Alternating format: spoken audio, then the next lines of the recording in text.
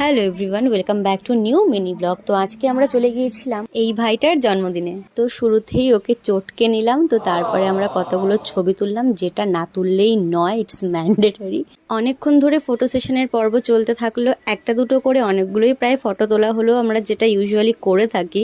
ছোটবেলাতেই কিন্তু জন্মদিনের মজাটা আমরা বেশ উপভোগ করতে পারি। তো যাই হোক, তারপরে ওর স্কুলের বন্ধুরা আসলো, তাদের সাথে ফটো সেশন চললো এবং মা এখানে কফি খেয়ে নিল। আমি ভাবলাম কফি খাবো কি খাবো না করতে করতে কিছু পকোড়া নিয়ে নিলাম, পরে আবার নিলাম ফুচকা। তো তারপরে এখানে কেক কাটিং চলছে এখন। তো কেক কাটিং হলো এবং এখানে ও খুব হ্যাপিলি সেটা সেলিব্রেট করলো। দেন ওকে স্নো দিয়ে ভূত বানানো হচ্ছিল। স্নো বানানোর পরে ওর সাথে আরো ফটো আমরা তুললাম, শুধু ফটোই তুলে গেছি।